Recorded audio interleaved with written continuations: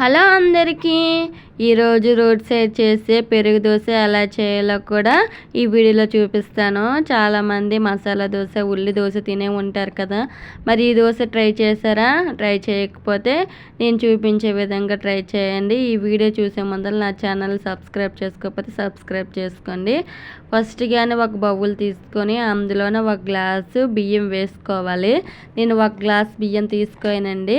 ఒక స్పూను మెంతులు వేసుకోవాలి. ఒక గ్లాస్ బియ్యం తీసుకోను కదా, అదే గ్లాస్తోని అటుకులు 1/2 గ్లాస్ తీసుకొని వేసుకోవాలి. అది బాగా కలుపుకోవాలి. 2 టైమ్స్ వాష్ చేసుకోవాలి. బాగా వాష్ చేసుకున్న తర్వాత నేను గ్లాస్కి గ్లాసు పెరుగు వేసుకోయాను. పెరుగు వేసుకొని బాగా కలుపుకోవాలి. అందులో నేనైతే పెరుగు వేసుకోయాను. మీరు మజ్జిగైనా వేసుకోవచ్చు, వాటర్ అయినా వేసుకోవచ్చు. నేనైతే పెరుగు వేసుకోయాను, మీరు మజ్జిగైనా వేసుకోండి. కొంచెం వాటర్ వేసుకొని బాగా కలుపుకోవాలి. ఇవి నానబెట్టుకోవాలండి. నేను నైట్ టైం చేశాను. ఇవి నైట్ టైం నానబెట్టి మార్నింగ్కి టిఫిన్ చేసుకుందాం అనుకోయాను. ఇది నైట్ అంతా నానబెట్టుకోవాలి.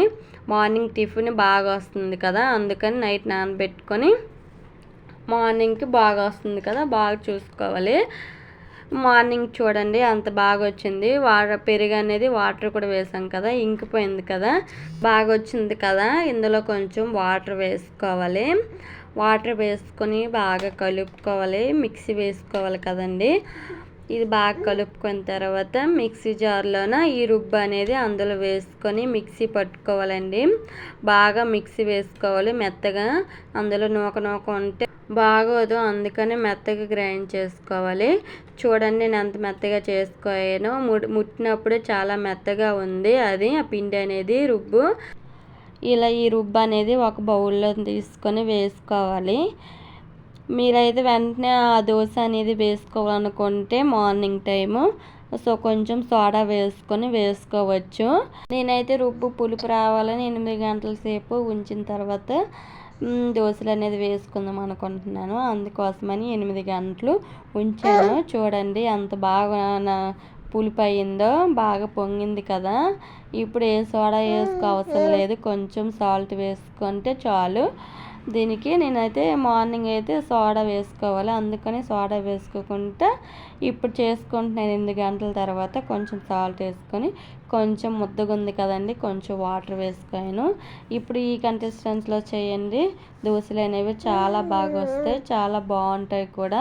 ఇప్పుడు పల్లీ చట్నీ ఎలా చేయాలో ఈ వీడియోలో చూద్దాం. ఫస్ట్గానే పెనం పెట్టుకొని కొంచెం ఆయిల్ వేసుకొని, పచ్చిమిర్చి వేసుకొని, పల్లీలు వేసుకొని, కొంచెము వెల్లుల్లిపాయలు వేసుకోవాలండి. బాగా వేగిన తర్వాత మిక్సీ జార్లోనే మిక్సీ పట్టుకోవాలి. అది బాగా వేగిన తర్వాత పక్కన పెట్టుకోవాలి. ఇప్పుడు దోశలు ఎలా వేయాలో చూద్దాము.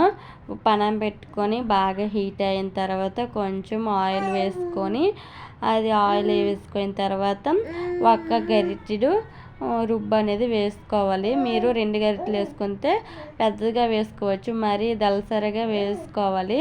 మరి పలచగా వేసుకుంటే బాగోదు దోశ అనేది. ఈ పెరుగు దోశకి కొంచెం దళసరిగా వేసుకోండి, చాలా బాగుంటుంది దోశ అనేది. స్పాంజీగా స్మూత్గా కూడా వస్తుంది. తప్పకుండా ఈ రెసిపీని ట్రై చేయండి. ఈ వీడియో మీకు నచ్చినట్లయితే లైక్ చేయండి.